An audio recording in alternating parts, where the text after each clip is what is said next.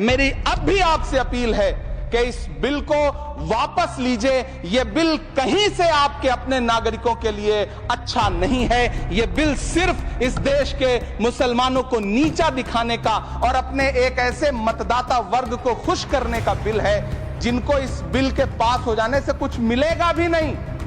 लेकिन हम डरे नहीं हैं, हम सिर्फ सरकार से अपील कर रहे हैं कि हमें अपना समझिए।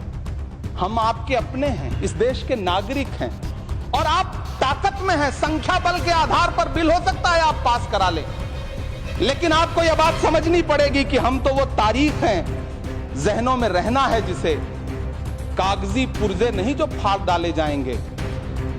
जिस जमीन पर मैं खड़ा हूं ये मेरी पहचान है। आप आंधी हैं तो क्या मुझको उड़ा ले जाएंगे?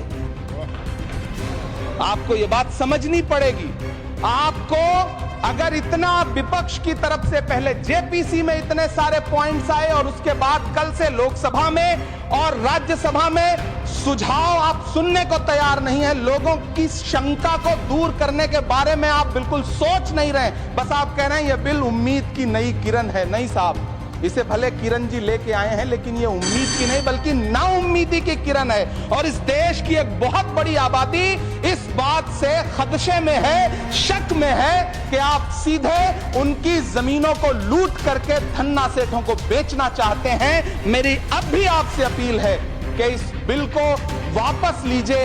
यह बिल कहीं से आपके अपने नागरिकों के लिए अच्छा नहीं है। यह बिल सिर्फ इस देश के मुसलमानों को नीचा दिखाने का और अपने एक ऐसे मतदाता वर्ग को खुश करने का बिल है जिनको इस बिल के पास हो जाने से कुछ मिलेगा भी नहीं।